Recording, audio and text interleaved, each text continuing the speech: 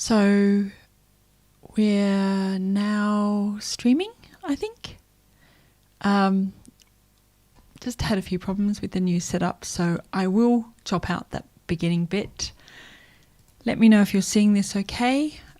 And today we're talking about Facebook groups, and hello to my Facebook group, the community crew. And I just want to see if the interest in groups is there that wasn't there when I was running courses on this like a number of years ago. So I thought if we tried today to talk about groups and the importance of groups and what's happening there, that will give you some ideas. Now let me just go into the comments area because I do struggle to read the comments at the moment. I haven't figured out how we're going to do that. Okay. Hi Virginia, thank you for your comment. I appreciate that. Coming in from Facebook. I tell you what, this microphone stand was not cheap. And it's definitely problematic. If you've seen me more than once, you've noticed that the thing just folds over. I could say something rude, but I'm not going to. Okay, so let me go into my Twitter profile. I promise you I'll get better at this. And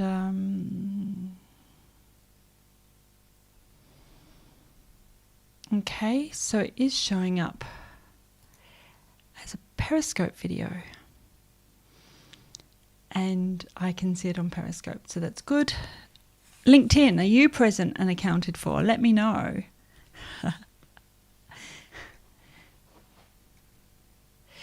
If you're unaware, I've had to come off of Restream, which is the multi-platform service that I was using, because it didn't work with Twitter, but the other services did. And it finally came down to that their support told me that I had to deal with Twitter directly, even though I have no access to the Twitter APIs, and I'm not a Restream developer. So a little disappointed with that. Yay, we are live on LinkedIn as well. So LinkedIn, Twitter, Facebook, and I'm guessing YouTube. I don't care that much about YouTube. All right. You may have missed the news a little while ago where Mark Zuckerberg said at the F8 Fate Developers Conference, if you're not familiar with Fate, it's the framework that Facebook is built on, in the same way that Apple apps are on the iOS framework. That's the easiest way I can say it. So Facebook itself is built on a framework, F8 or Fate, and how apps are added and removed is kind of interesting. They don't have the same app store set up. They used to, but not anymore. Now if you want to add the Mailchimp app to Facebook, like you would add a Mailchimp app to your iPhone, you have to go to Mailchimp and add it in from Mailchimp, not from an app store. It's the same thing with Facebook. And what they've been doing is shifting groups around. So not years ago, up to about 2 years ago, I used to have the Groups app on my phone, and it's not there anymore. And I'm not 100% sure what they're doing or what they're thinking of. But, you know, there's a Pages app, there's your personal profile app for phones, there's your ads app, there's an analytics app, there's a business suite, business manager, whatever you want to call it, app. There's Instagram for photos and so on and so forth. But there's a few that are missing. One is the Livestream apps, and the other one is there was a group app and then they devolved it or got rid of it. But then the weird thing was at this F8 conference, so they've removed the app from the F8 platform. Mark Zuckerberg said, we are changing the news feed. And what we're going to do, let me bring up what I'm talking about. We're changing the news feed. We're going to move pages to the side. They were questioned. The head of the news feed was questioned about, does this mean pages are going away? And they said no. But what you'll notice is if I throw this up on the screen, let me see. I'll go on the bottom left. There you go. If you go to your news feed today, you'll notice that home is your main news feed. And then The next one across is Pages. So they've already brought this in. You may not have it, but they've been gradually rolling this out, that you have to go here to see the stuff that your friends are sharing from Pages. Then there's Watch for live and pre-recorded videos. There's Marketplace, which may eventually evolve into like an eBay. And then there's Groups. But what he said was he was going to take Groups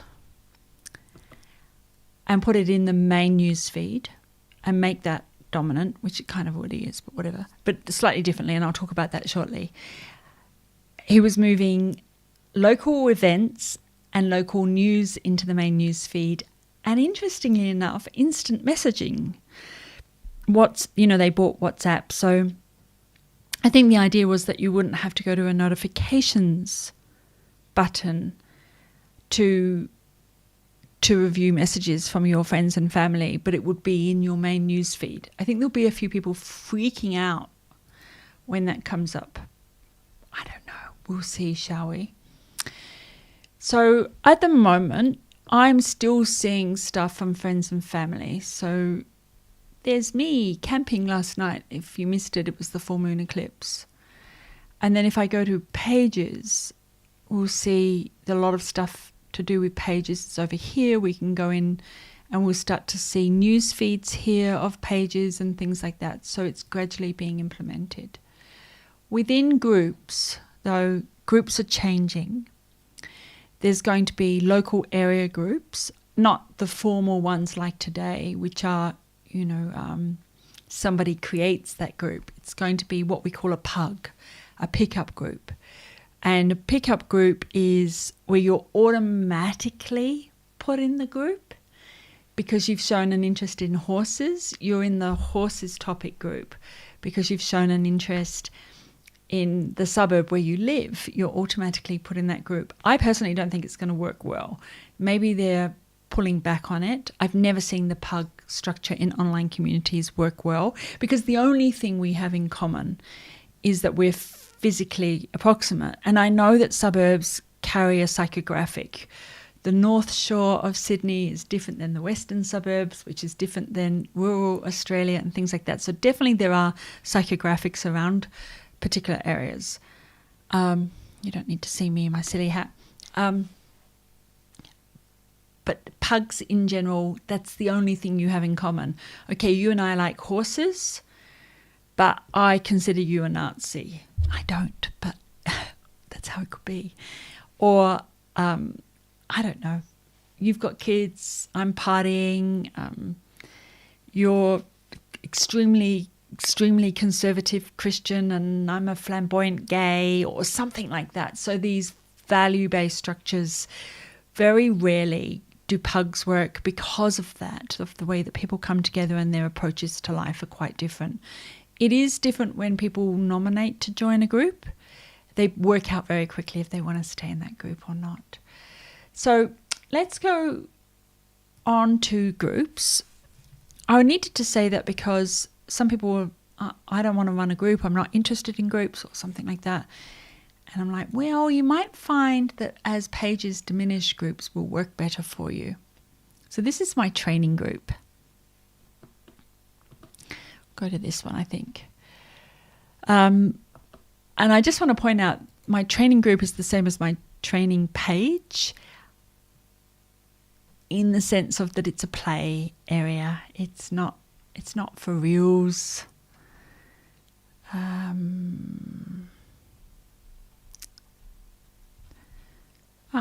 Where are we? Here we are. Okay.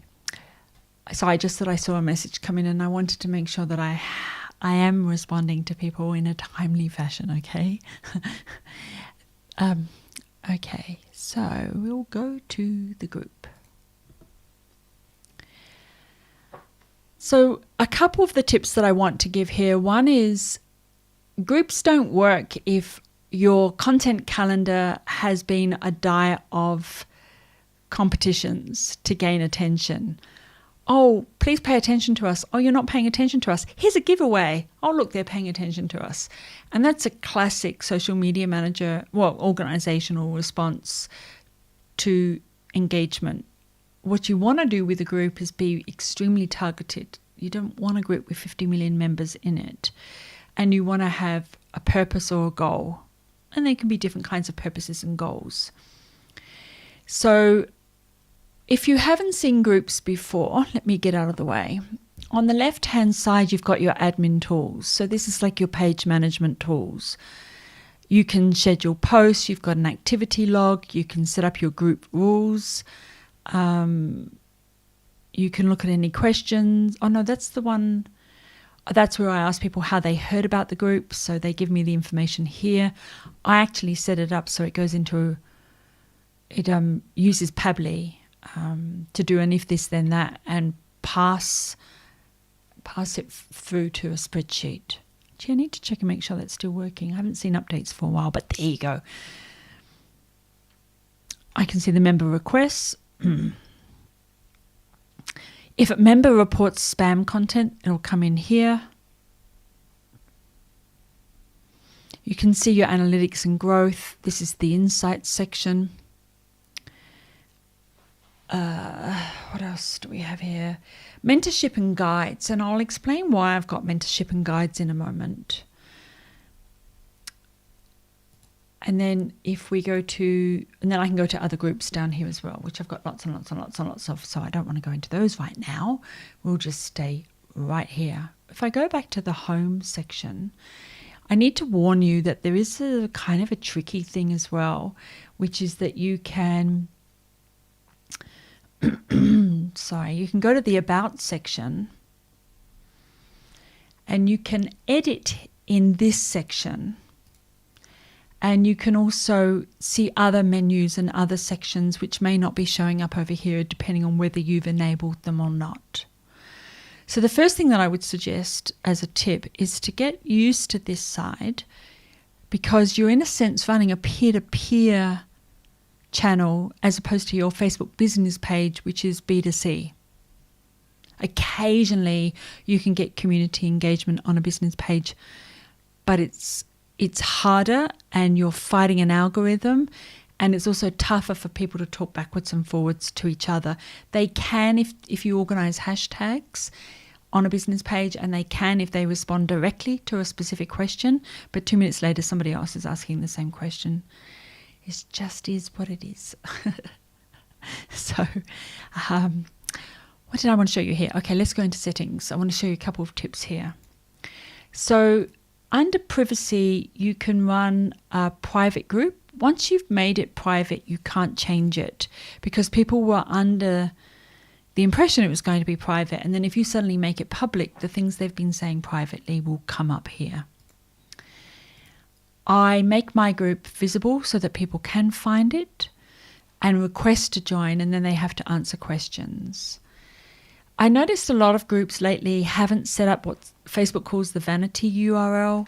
I guess it's not the subdomain, it's the, you know what vanity URL does? It does the job. Vanity URL.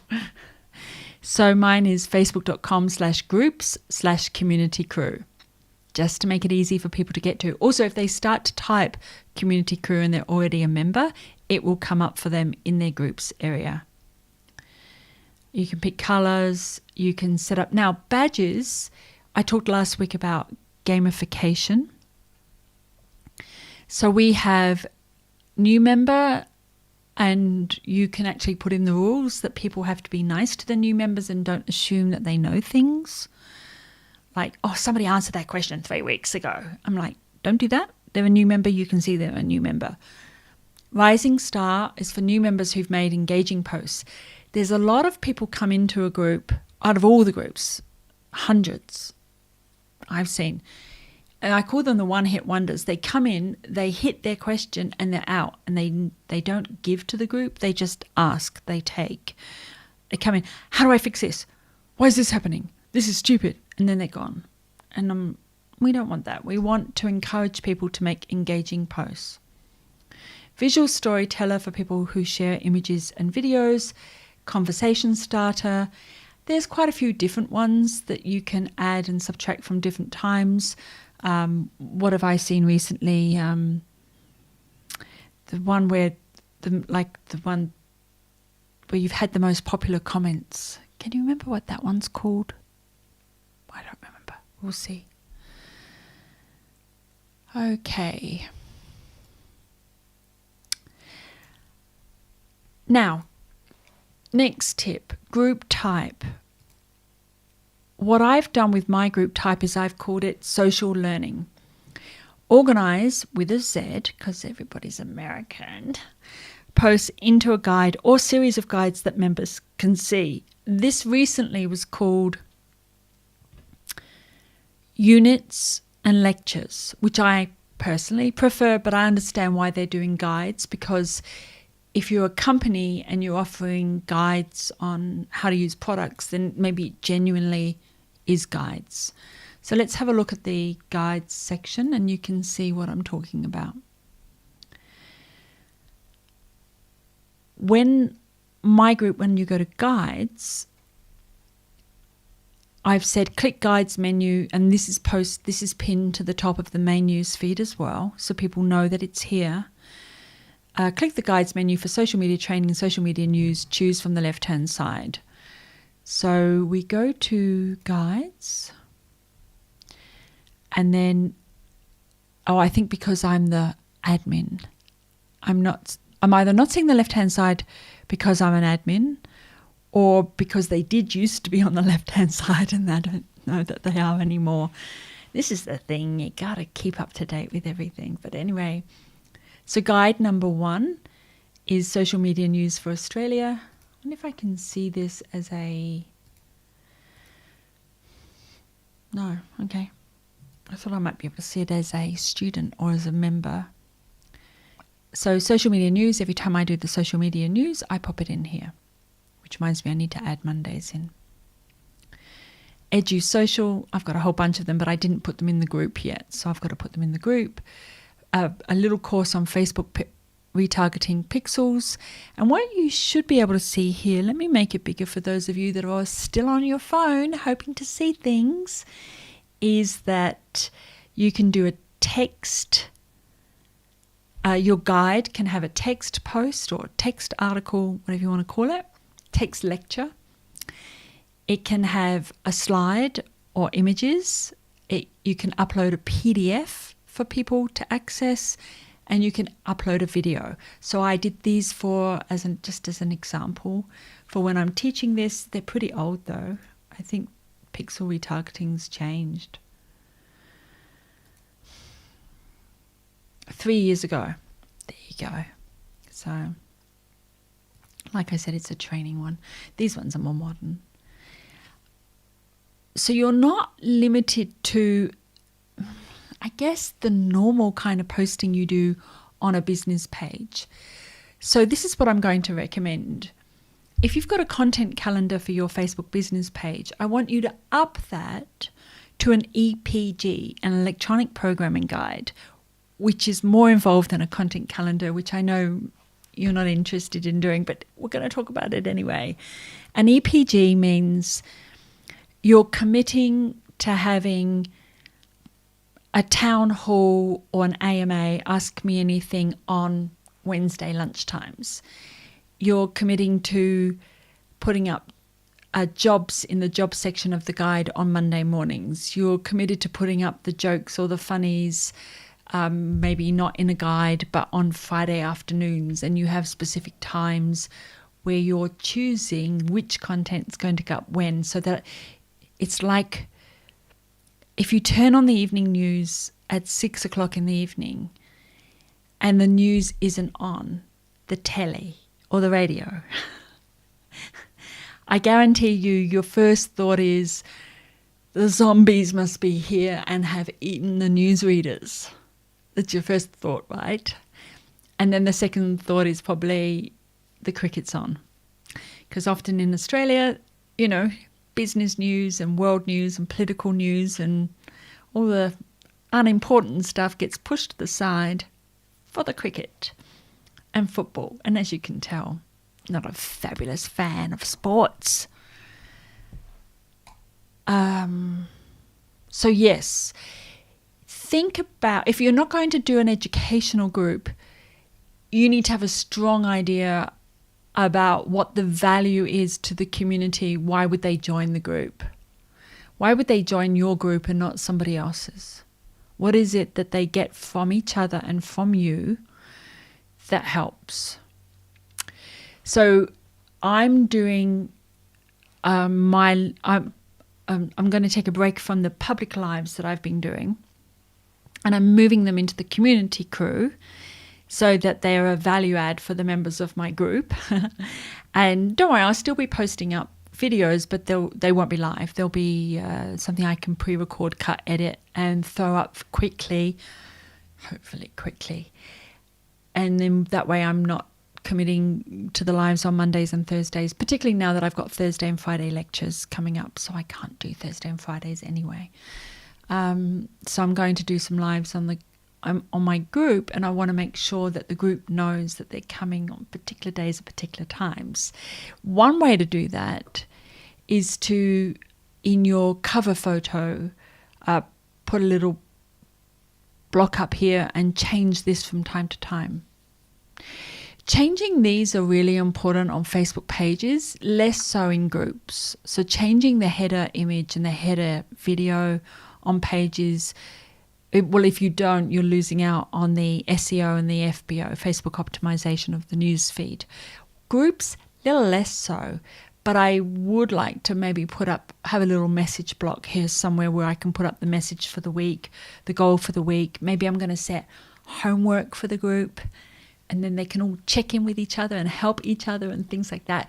That's the kind of EPG you need to get to, which you can't do as well on a Facebook page. And yes, I know, I've already shown Tourism Australia does Fan Photo Friday on their Facebook page, but it's going to be a hard row to hoe.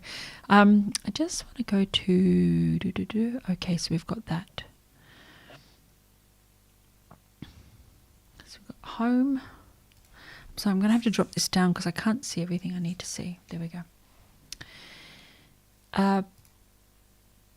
Rooms. You can kind of do a Zoom with your members in these group rooms. I think you can have up to 40 people, 400 people. I can't remember. I'll put it in the comments later.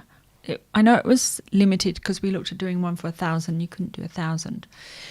But create a room to instantly connect to other members on video chat. So this is an interesting way, especially if you've got a really tight-knit group of real brand ambassadors.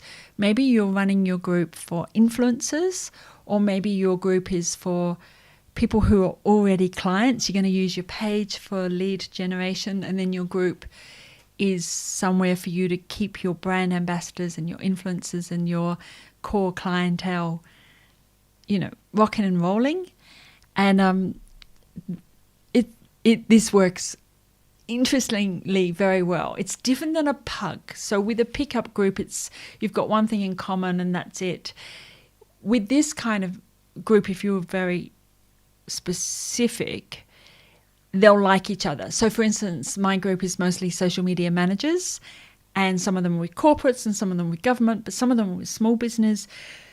Some of them are just starting out. Some of them run agencies. And they get on like a house on fire most of the time. Nobody gets on like a house on fire all the time. Let me just quickly check my notes. What else I wanted to do. Here's the thing. I'm going to just say it straight out. You have to manage your community, and that means moderate. And I don't want any of this nonsense of freedom of speech or it's a democracy. Humanity doesn't work on a democracy. We try to force democracy on things, but that's not natively how we work. We work on a meritocracy, but we also work on the pyramid, Maslow's hierarchy of needs. And Maslow's hierarchy of needs is about building community. And the bottom, it's social psychology, and it's not necessarily social media, but it's about how communities form and function. And the very bottom layer, the basic layer, the foundation layer of community is, does the member feel safe? And it's your job to be the police, the lawyer, the judge, and the executioner. Not literally executing, but you need to make sure your community feels safe. And newspapers, for instance, think they can write any old trolly headline clickbait and then get all the shocking comments, and they don't have to moderate it.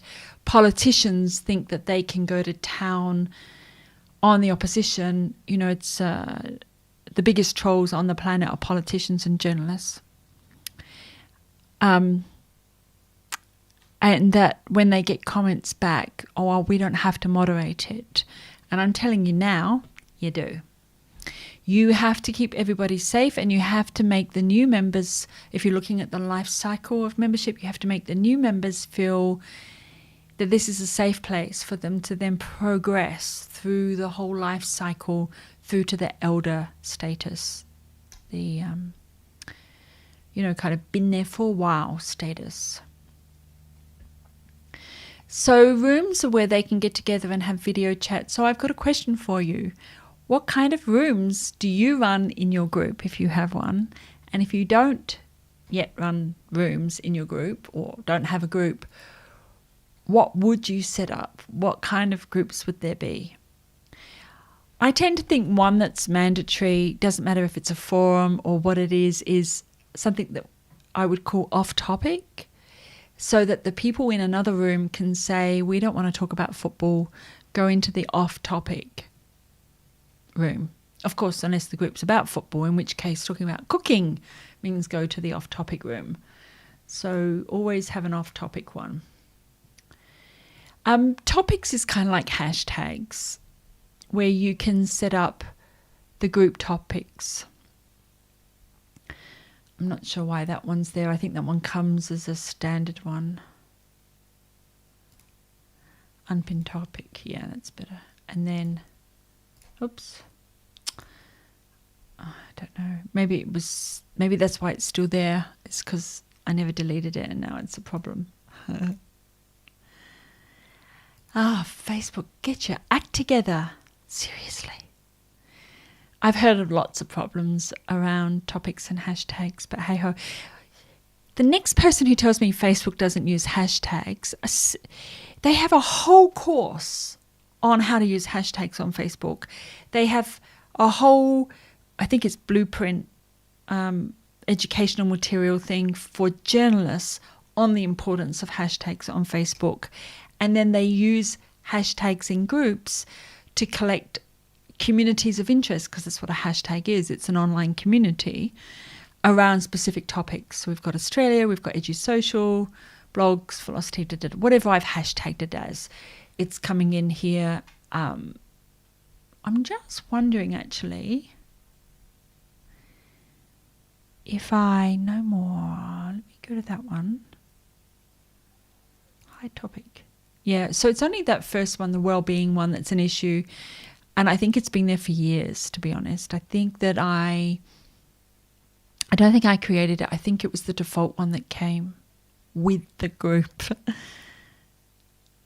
Okay, and then you can obviously pin topics. So I try to encourage my group to use the hashtags, any group, because then it's easy to go to that hashtag and see all the questions and answers on it. And you can also link to it as well.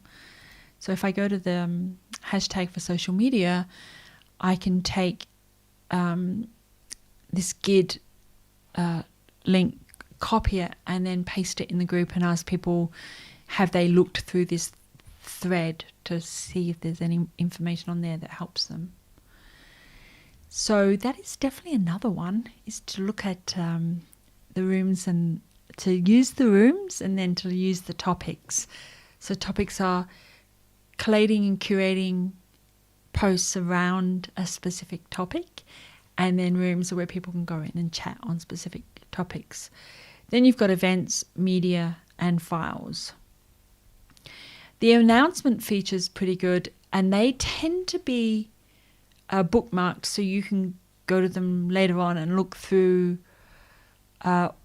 all of the announcements. And it's kind of weird, actually, because I've done a lot of announcements in this group. And course units, please click guides in the menu to see the course lectures and videos. And that was 2 years ago. Where are the others?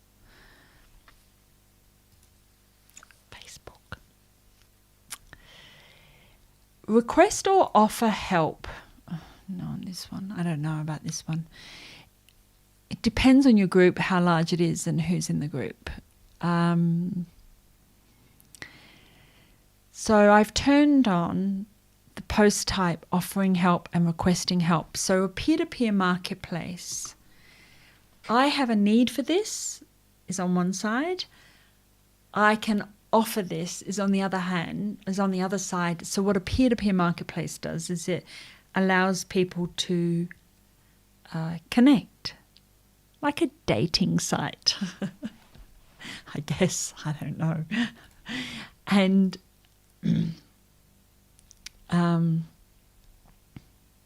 oh, thank you. Just somebody saying nice things on the video. There you go. I saw something pop up and I thought, what was that? So you've got a peer-to-peer marketplace or peer-to-peer platform. And what's being offered here is a peer-to-peer platform within the group for people to offer help and request help. I really like this. I really like it because Google Helpouts was closed down a while ago. Let me just bring this up. And I'm still cross about it. So Helpouts was shut down on April the 20th, 2015. And what it was YouTube Live, not YouTube Live, Google Meet, Help Meet, Meet Out, something, whatever the live video to video services that Google has, with a front end where people could pay. So you could go in and you could book someone to help you with your yoga, or book someone to help teach remedial math to one of your kids, or book me as a social media expert to give you social media monitoring. And it was such an interesting space. And they were specifically focusing actually on health and telemedicine. And I was thinking back then, this is crazy that they're shutting it down. April 2015, April 20th. Gee, what happened 5 years later? And I know it's easy to say, well, it's 5 years later, we couldn't have known the pandemic was coming, but it was so clear that there was a need for peer-to-peer services, Zoom plus a payment function or something like that. So it looks to me, okay, so I'm in Mount Victoria, so I can see help required near me. I think they'll get rid of that, because it should be available to provide online help. And I was listening to a video the other day of a chap who was building out a van, because we've got a tradie van, a tradesman's van, tradeperson's van, and we've reconfigured it to go bush bashing in, like we did last night. And it's got a bed and a sink and a fridge and a toilet and all, it's like a camper van, but built in a Ford Transit, high roof. And I was watching a video about adding in, I think it's diesel heaters. And the guy said he went on the Facebook group, which is interesting because he's on YouTube, but YouTube doesn't offer this functionality because the comments are nowhere near as useful. He went on to the Facebook group and asked for help, and then the guy jumped on a video session with him and walked him through everything that he had to do. People helping people.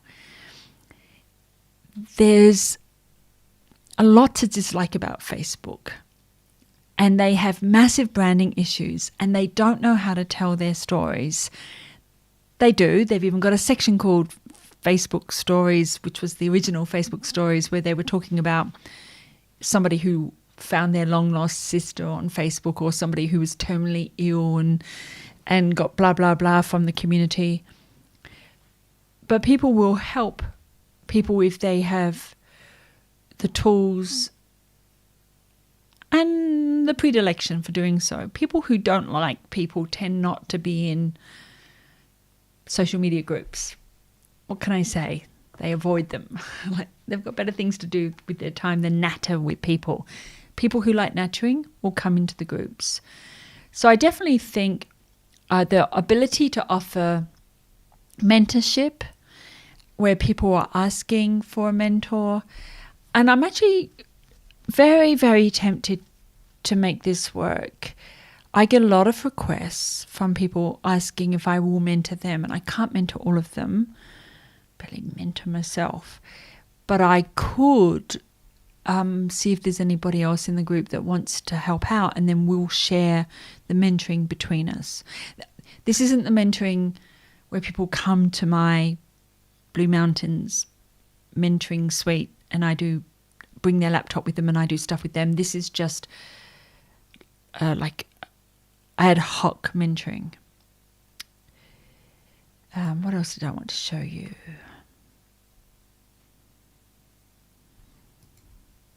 Okay.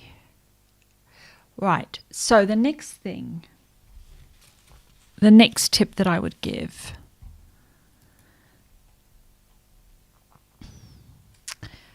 I made it an invitation group originally. I don't think it's called that anymore. I think it's just called a private group or something. So people can invite others and share the group. It's not public. Not just everybody can join. People have to answer a question when they're coming in. And it's not just for Australians, I should say that as well. But obviously I don't want people coming in who are just selling spam or selling some sort of multi-level marketing program or selling SEO services. I want people in the group that are going to contribute questions and contribute answers. So what I've realized is if I start off with a good core group, just a few people, and then I push them to invite people, to use the invitation button here, and I say to them, do you know a social media manager? Do you know somebody who runs a small business? Do you know a marketing person who would be interested in the things we're doing in this group? For this group, obviously your group would be different. Please invite them, so that I start with a core group and I get the ripple effect, the amplification effect going out. But they have to be reminded and they have to be specifically asked, that call to action. It's like when you see a YouTuber saying,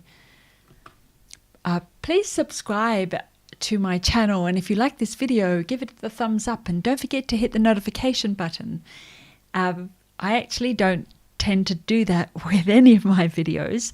My focus is more on, if you know somebody that would find this interesting, please pass it on to them, or please invite them into the group if it's a group invitation. So have a think about how you would encourage, reward, or gamify inviting people to your Facebook group. Just realized I pressed the other button. I don't know how helpful it is to say no spam exclamation marks. And we were talking about passive aggressive messaging in groups the other day. And I really need to get rid of that, because the people that are going to spam aren't going to read this and aren't going to care if they see it. And then everybody else just feels mildly on the back foot. Like, I don't spam. Why would she say that to me?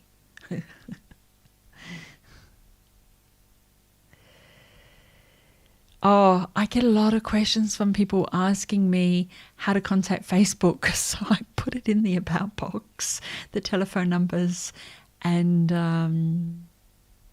the app. And they've got a chat thing now. I should put that in there. You can go into the chat section. But just because otherwise I'm taking calls. Can you help me contact Facebook? Just do this, this, and this, and then, that's it. Right, so there are members, there are admins, yada, yada, yada.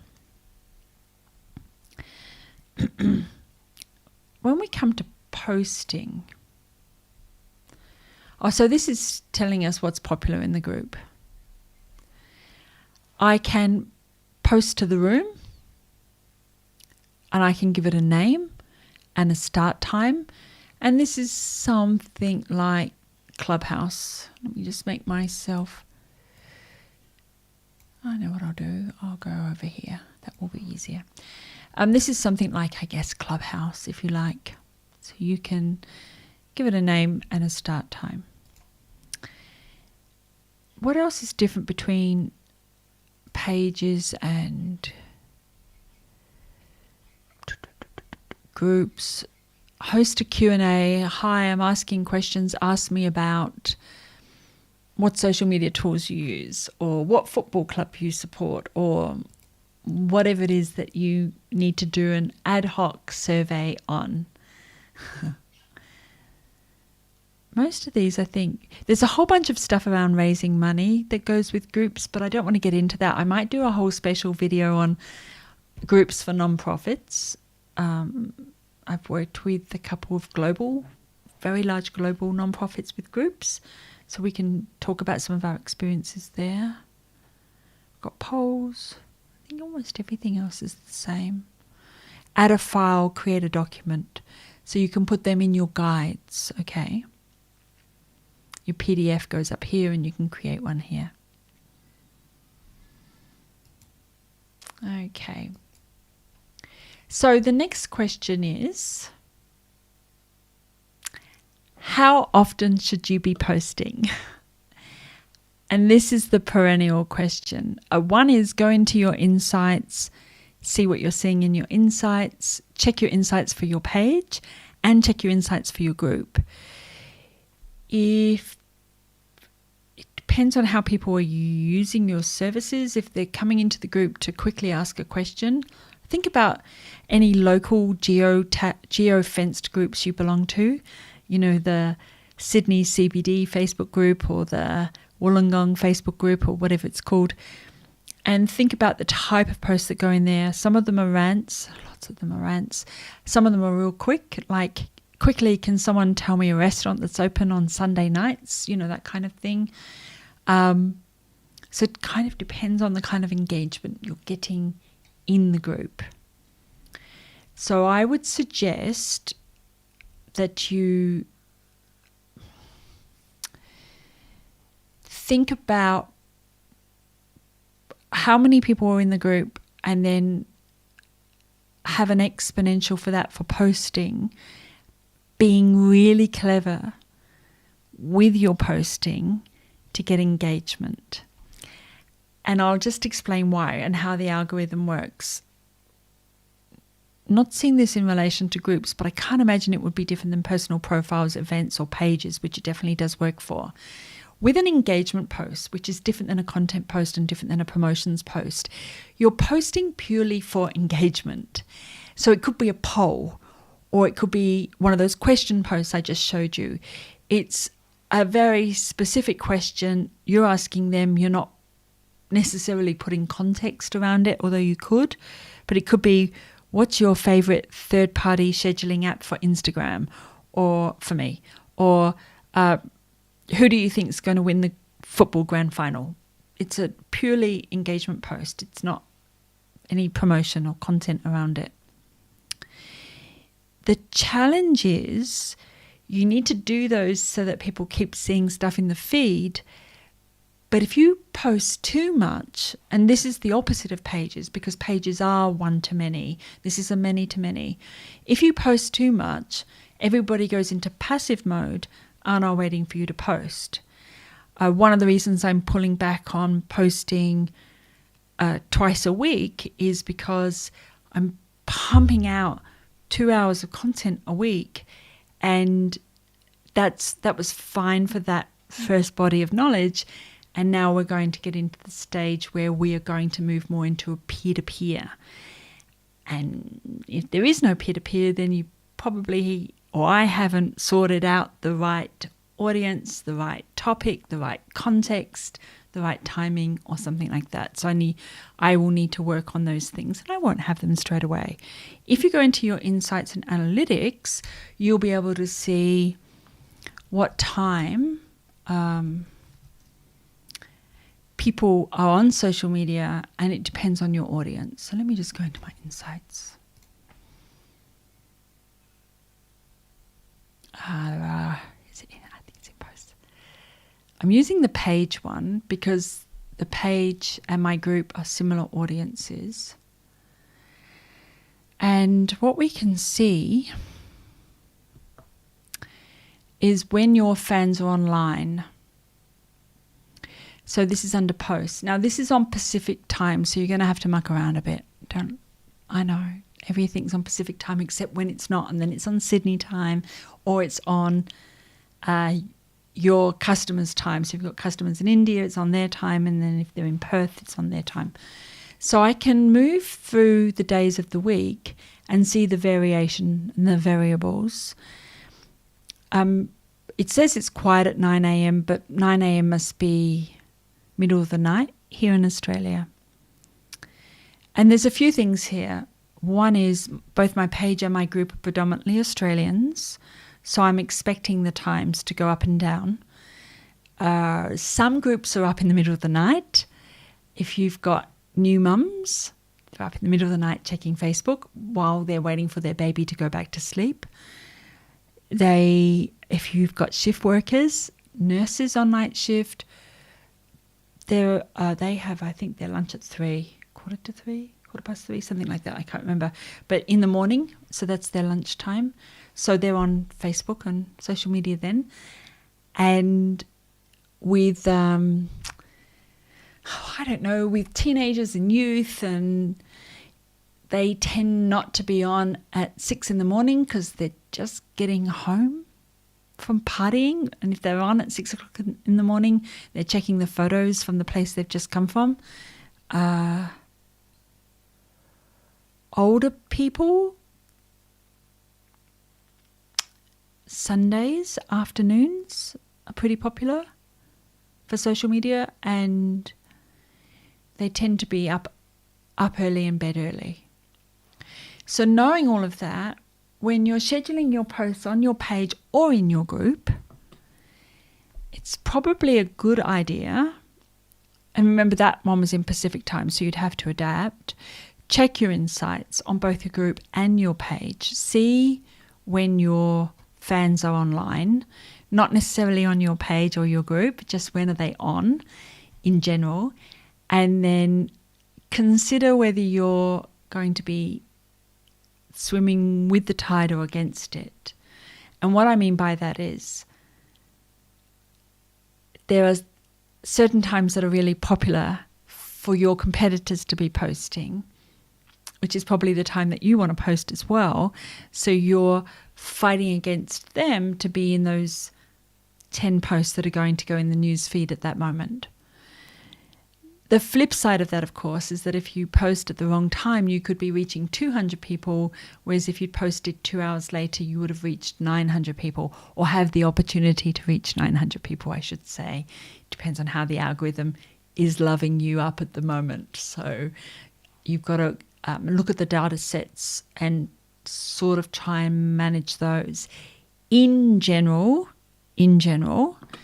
I will try and post, it says here 4 a.m. Pacific time. I'd rather post to 865 people than to 246 people. It just makes more sense to me. That first half an hour, of course, is critical. After posting, you want to see that as well. What's going on there? All right, let me just check a couple of things here, guys, if you don't mind.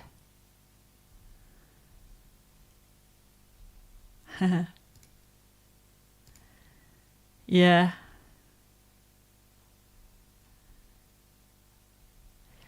Hey, hiya. Hi, Gillian. That's cool. Okay.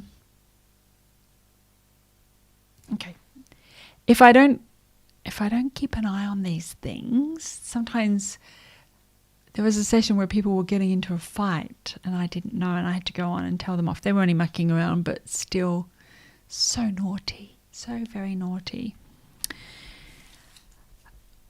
I want to talk, I think we'll finish up in a moment, probably in the next 10 minutes. It would have been a 45, 50-minute lecture, so I'm fine with that. About third-party tools. Third-party tools are using the API to access the framework. So we talked about framework at the beginning. Let me just put this in. And the API is how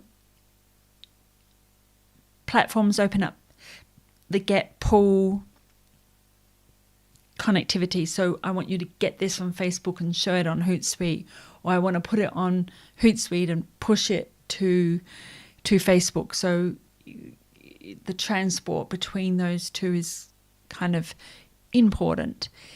And what I've seen, which is very interesting with groups, especially now that groups are moving front and center and some of the other things are moving away, groups and local news are moving front and center, is that the third-party tools seem to be a little problematic.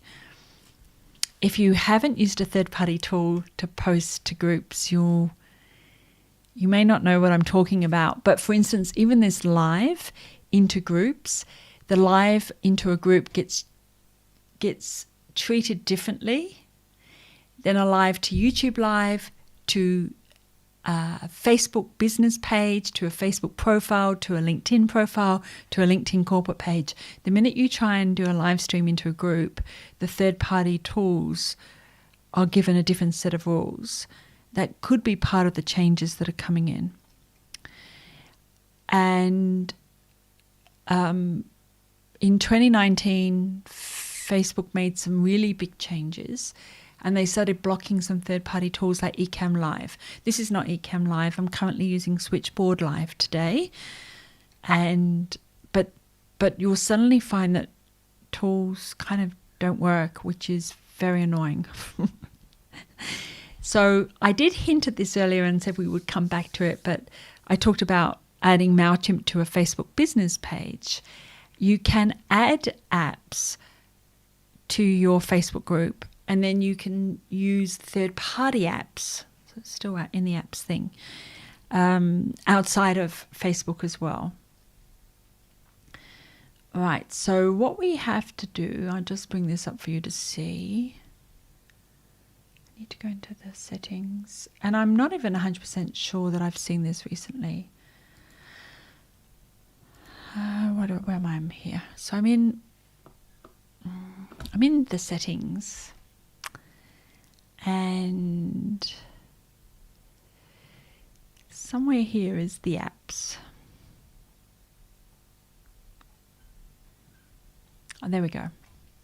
So where it says manage advanced settings, one of the tips, I promised you tips, I think we're on number 6 or 7, would be to keep an eye on the apps that you've added, and if any of them misbehave, get rid of them straight away, because it'll get you blocked on Facebook if they spam or something. But the apps that I've added,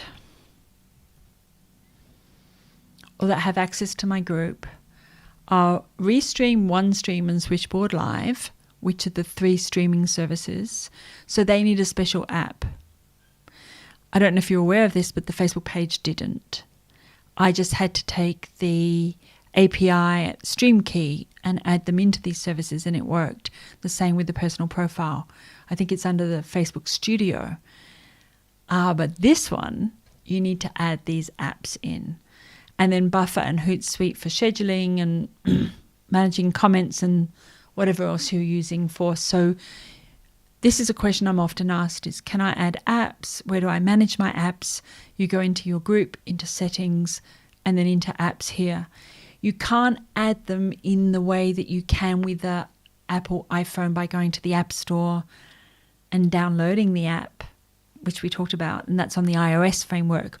On the F8 or Fate framework, F8, 2 letters, the Facebook framework, you must go to Hootsuite and then tell Hootsuite to add itself to the group and then get the approval verification question coming up. So it's outside in, whereas your iPhone is inside out kind of thing. I don't know if that makes any sense to you, but it does to me. What kind of apps would you add? look, I don't know. I really only add scheduling and some management apps and then live streaming apps. Do you have an app? Can you recommend me an app that I should add? That would be awesome if you would. Thank you. Oh, I just told them that, Facebook. I thought you were going to give me more information, like what apps we can add, but you didn't. I'm not going to give you tips about managing blocked posts and things like that. All of this stuff is, if you ban someone, want to unban them, it's not the same as Facebook pages. I really want to stay focused on how groups are different. The peer-to-peer groups are different than Facebook business pages. Oh, I do want to show something. There is something super important. This is often asked, and I was asked this by Dentist Association or something a few years ago. How to add a group to your business page and then have your business page manage your group. Okay. So linked pages is in manage group settings down the bottom, linked pages. And when you click on there, you'll see that my Silk Charm page is there. And then I can also recommend other groups.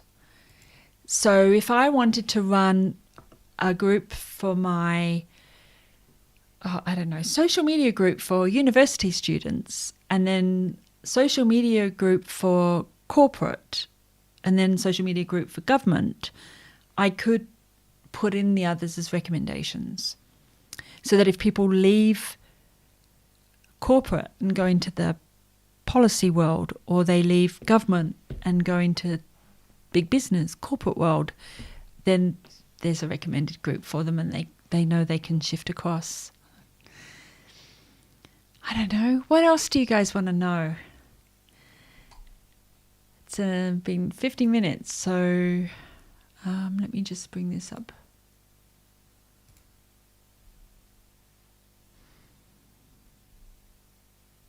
No. Okay. Not answering that. And Facebook and Twitter. That's odd that it didn't do that properly. I'll just show you what I mean. So this didn't happen on Monday. There's something really weird going on with Twitter's live streams.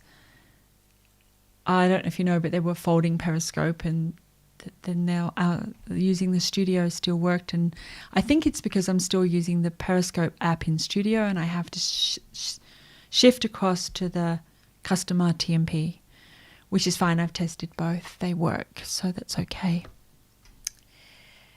Right. If there was another question. Sorry, I'm getting all faffy here. How many groups should you have? How many Facebook pages should you have? If you're in a situation where you have lots of groups of disparate people who don't get along in particular, but are particularly different, then I would definitely split them up. There's some really hard lines. Like, for instance, if I'm working in medical, doctors are in one group, patients are in another group. There's no way you want to put doctors and patients together. You couldn't anyway. Regulations wouldn't allow you to. When I'm worked with a franchise, we had to put the franchisees in one group and the customers of the franchisees in other groups. So the same sort of rules I think that you would have for a Facebook business page. You can do the same thing with a group. If you've been doing one of those FMCG big broadcasty pages, then no, you can't do that with your groups. Who actually runs the groups? That's a good question. And I'm really glad you asked it, truly, because I had forgotten that I wanted to talk about this. So the question is, who actually runs some groups? When I'm I noticed a little while ago with Qantas that they run some groups. Now, whether they still do or not, I don't know. Qantas Points Hacks. Let me move that up. Can you see that? Qantas Points Hacks, 16,000 members, 9 posts a week, and you can join the group. So what you know with Qantas is that although everyone flies Qantas, their target audience is B2B. They're not looking at the families with the kids for cheap holidays. That's Jetstar. And the CEO of Qantas said that we want, the IBMs and the Oracles of the world, not the mums and dads. So we know Qantas is a business airline. They're not as funky, cool, edgy as Virgin. And I actually think I did a video a few years ago on social media ranking and ratings of all of the different airlines, Jetstar, Qantas, Virgin Australia. Once you know that it's a B2B airline, there's 2 core audiences for Qantas within that. There's those people that pay for themselves. The CEO who sends a message to their executive assistant and says, get me booked on first class or business class to New York or Paris or London or wherever they're going, and there's no questions asked. They just hop on the plane and they go. There's another group which are employees who don't pay for their own flights or don't have the budget to pay for their own flights.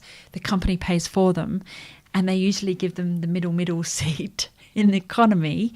But because they fly a lot, they have a lot of points. So this was I thought a clever play, separating out the audience. Like, you're not going to find the Fortune 500 CEOs that are on, $1 million a year in stock and options and stuff in this group. Well, you might. Penny saved. Penny found, penny saved, whatever it is. Qantas Points Hack. So this is going to be primarily for people who are looking for free upgrades or looking to see how they can get the most points so they can pay for their upgrades, that kind of thing. Do you know of a big company, that runs groups successfully and maybe does better with their groups? I already know they're going to do better with their group if they put any kind of effort in than they do with their pages. There is one that I like. The fashion brand Showpo has a group called Like-Minded Bitches Who Drink Wine, and it's for women in business. And if you don't like the title, you're not going to like the group. But it's women helping each other in business, and there's, I forget now, 10,000 members, 20,000 members, something like that. Might be more, actually. I sort of show it in class. 150,000 members. Oops, my bad. Okay. 150,500 members. And what does it have to do with fashion? Not a lot, but it definitely is collecting, curating together 150,000 women who make their own money and run their own business. And it's a peer-to-peer community where we help each other while drinking wine and having a few rants. And I saw Linda in there, and I gave her some tips yesterday. So, it's the nature of the beast, of people coming together to support each other. Just as I finish up, I want to sort of end on this, because I think it shows the importance of groups for me over pages. And it might be getting into a more emotional, spiritual, soul level, but groups allow people to help each other more than pages do. Pages used to try and do that with the old fan pages, but it wasn't a group. And I don't know if you know this, but pages used to have group functionality and subforums and stuff, and they took it away from pages. And I was talking to someone about country Australia, rural Australia, and how if you pull the car over on the side of the road, the locals will stop and ask if you're okay. and it's a function of country towns. I grew up in a country town. You stop and you say, "Are you okay, mate?" And they go, "Yep, I'm fine," or "No, I've got a flat," or the NRMA, RIA, whatever's on the way, the car service people on the way, or "Can you help and take me to hospital?" Whatever it is, they've stopped and they've asked. Don't see it so much right in the CBD of cities, but definitely in country towns it's there. And I like the idea and how Facebook is really set up to work, which is around target audiences, psychographics, and lots of niches. Mark Zuckerberg said, I don't have, well, back then it was 1 billion. Now, I don't have 2 billion people on this platform. We have 2 billion social networks. That understanding that each person carries with them in their heart, in their pocket, wherever, their network of friends. And so groups ties into that in a bloody brilliant way. And if you are interested in not just dumping out coupons and special offers, but really want to build a passionate community, whether you're a gym and it's fitness, or a nutritionist and it's health, or bookstore and it's people reading books, whatever it is, that adds value to everybody, which I have to say can be a little lacking on Facebook pages, no matter how much I try to work with organisations. Anyway, enough waffling. It's 1:55 and I've been going for an hour. And if you have any questions, would like me to do a video, please let me know. I am reconsidering how often I'm doing the lives. I've been doing 2 lives a week since the first week of January, and it's now the end of May. So 5 months. And I would like to have some time off, but also think about how I can maybe present some of this information in other ways. I know I've got my online courses, I've got my pre-done videos and things, but who knows, something creative might come out of it. Let me pop this up online just because I have to justify what I do here with you guys. And so yes, I do keynotes, I have training up here in the Blue Mountains in my training room, or I can come to the city and train people. I do Zooms, so I have a Zoom functionality. You could just contact me and say, "Hey Laura, what you got for me?" Okay guys, I hope you found that interesting. How to run a Facebook group, some tips from me, some ideas about where the future direction of groups are going. And yeah, not sure when I'll see you again, but I'm going to take a bit of a break and then probably come back with a social media news version of some kind and social media lectures of some kind, but not 100% sure when that's going to be. Thank you.